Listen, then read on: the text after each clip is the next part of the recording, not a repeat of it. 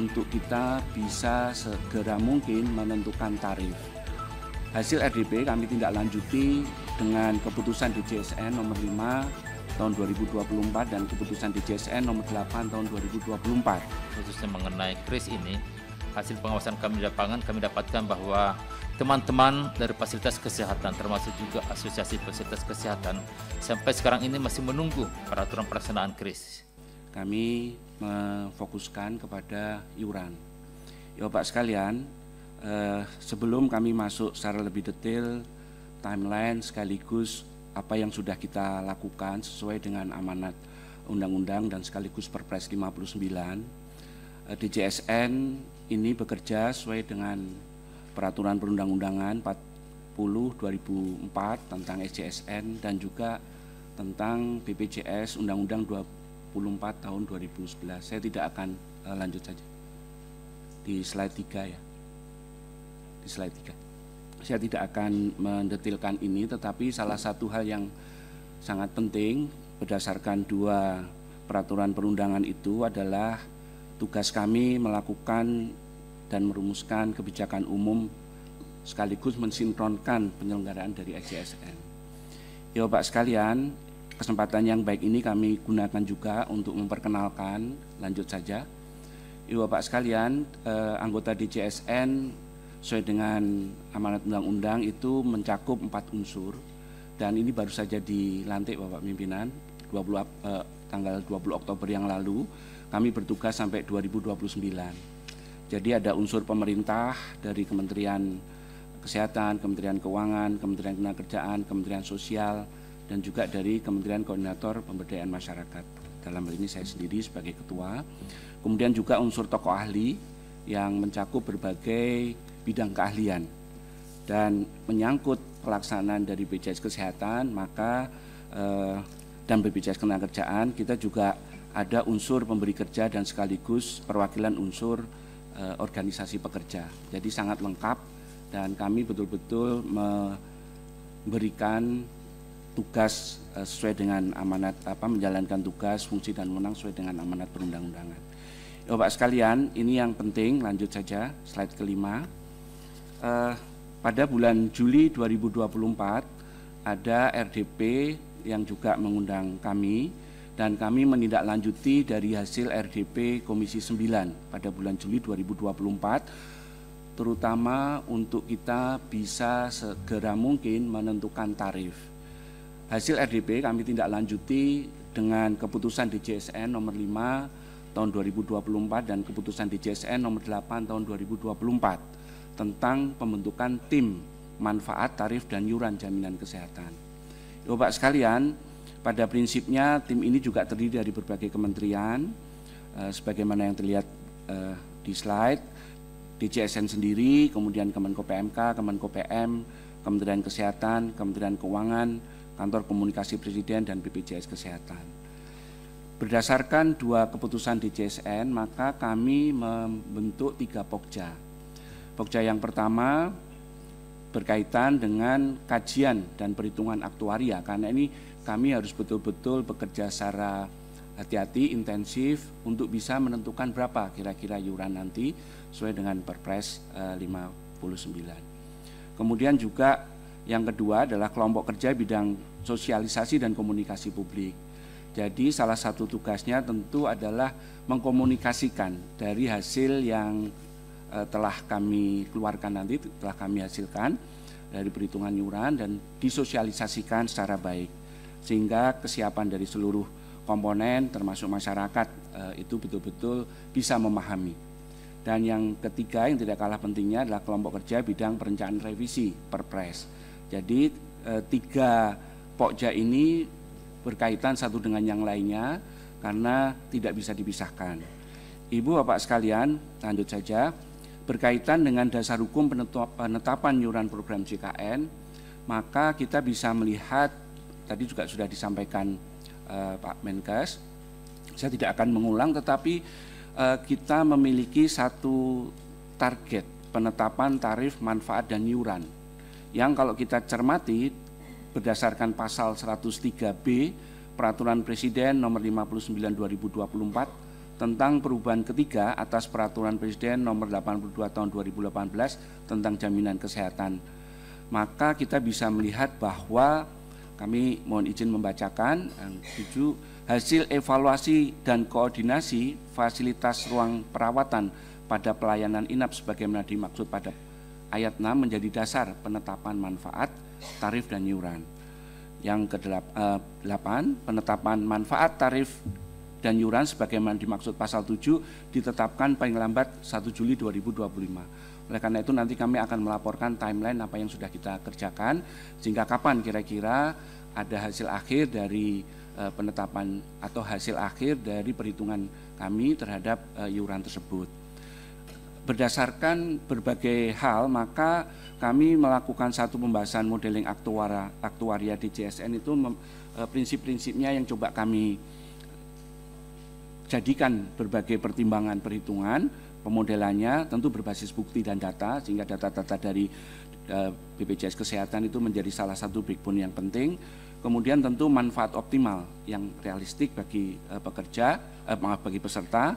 Kemudian yang ketiga, kemampuan membayar, willingness to pay, dan seterusnya, tentu dengan semangat prinsip gotong royong yang menjadi ciri khas pelaksanaan program jaminan kesehatan nasional. Dan edukasi masyarakat, dan yang terakhir tentu kita juga melihat mitigasi risiko dan potensi gejolak masyarakat. Ibu Bapak sekalian, kami sampaikan slide berikutnya tentang progres dari apa yang telah kami lakukan berdasarkan pertimbangan-pertimbangan pemodelan aktuaria tadi. Kami sudah mulai bekerja sejak adanya setelah RDP, kemudian setelah kami menerbitkan keputusan di JSN, identifikasi dan analisis bauran kebijakan, tentunya untuk perhitungan manfaat, iuran dan tarif itu kami lakukan bulan Juli sampai Agustus. Kemudian menyusun kertas kerja bersama satu data termasuk implementasinya KRIS bersama-sama dengan Kementerian Kesehatan dan BPJS, termasuk juga pembahasan inagruper dan persoalan-persoalan yang berkaitan dengan kanker, jantung, dan seterusnya, stroke dan seterusnya.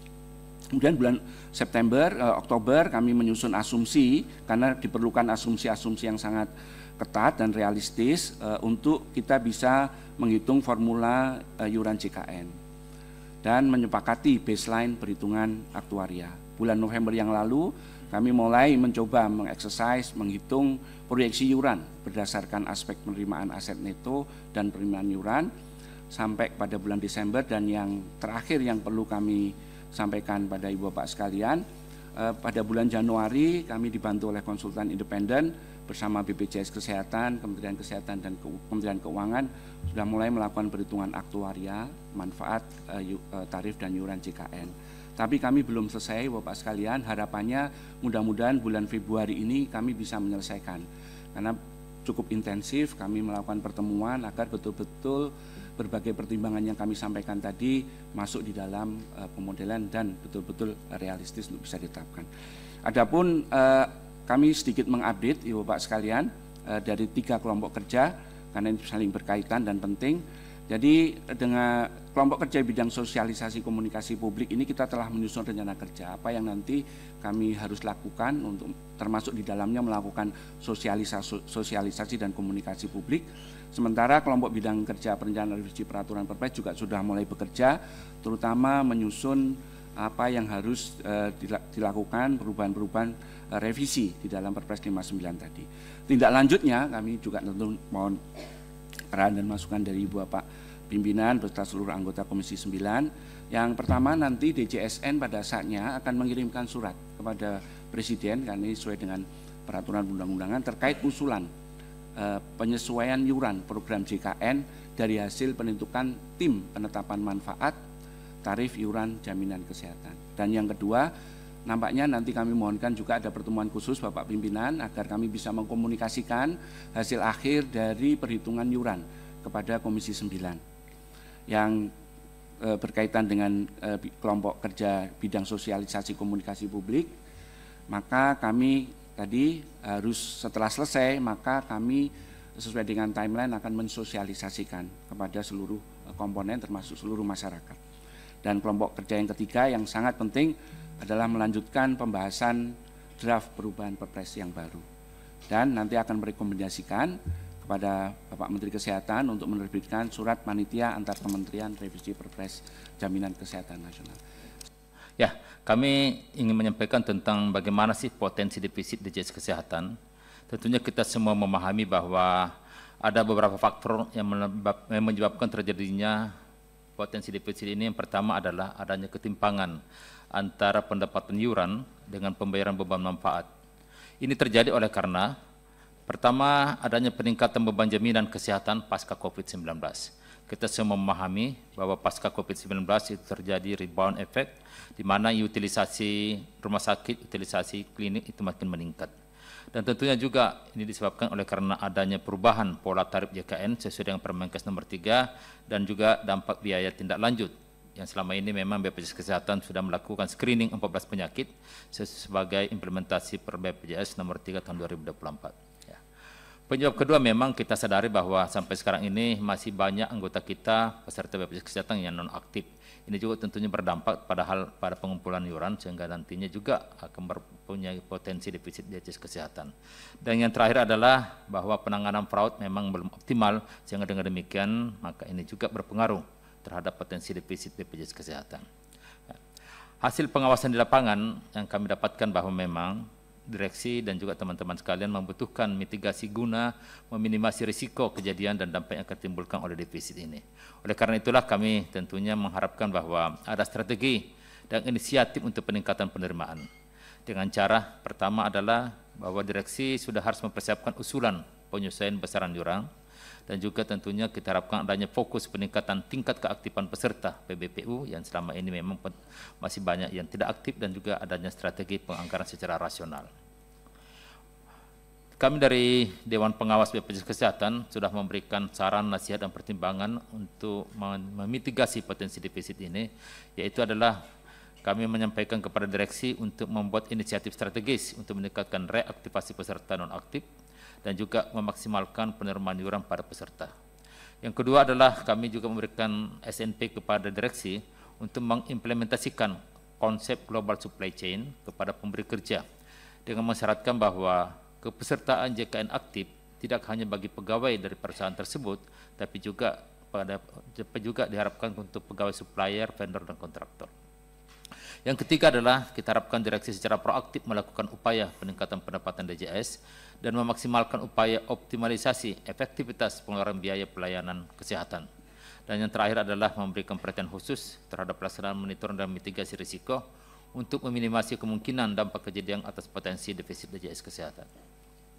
Bapak-bapak dan ibu-ibu yang kami hormati, mengenai penerapan Permenkes nomor 59 tahun 2024 khususnya mengenai KRIS ini, hasil pengawasan kami di lapangan kami dapatkan bahwa teman-teman dari fasilitas kesehatan termasuk juga asosiasi fasilitas kesehatan sampai sekarang ini masih menunggu peraturan pelaksanaan KRIS. Mereka masih menunggu. Dan yang kedua adalah KRIS ini memang belum tersosialisasi secara merata kepada semua stakeholder kita, khususnya kepada para peserta. Mungkin sosialisasi kita sudah sampaikan kepada Dinas Kesehatan dan kepada Direktur Rumah Sakit, tapi kepada seluruh peserta itu belum maksimal, sehingga dengan demikian masih muncul perbedaan persepsi dan pemahaman tentang KRIS ini. Yang ketiga adalah adanya tantangan bahwa dibutuhkan anggaran pemenuhan 12 kriteria standar KRIS, terutama untuk rumah sakit umum daerah dan swasta. Dan ini juga yang harus kita memikirkan bahwa kemungkinan terjadinya potensi berkurangnya ketersediaan jumlah tempat tidur yang berdampak tentunya pada akses layanan rawat inap. Dan sampai sekarang pembayaran tarif rawat inap di KRIS ini masih mengikuti kebijakan kelasnya masing-masing. Oleh karena itulah kami juga memberikan saran, nasihat, dan pertimbangan kepada direksi, kiranya direksi mendorong evaluasi bersama dengan Kementerian Kesehatan dan juga stakeholder yang lain, melakukan kajian terhadap standar tarif layanan dan iuran peserta KRIS ini. Kedua juga membutuhkan sosialisasi yang masif terhadap program KRIS ini kepada Paskes, pada peserta JKN, kepada badan usaha dan stakeholder lainnya, dan juga tentunya diperlukan komitmen pemerintah pusat dan daerah dalam memenuhi ketersediaan sarana prasarana fasilitas kesehatan dan akses layanan rawat inap yang tetap terpenuhi.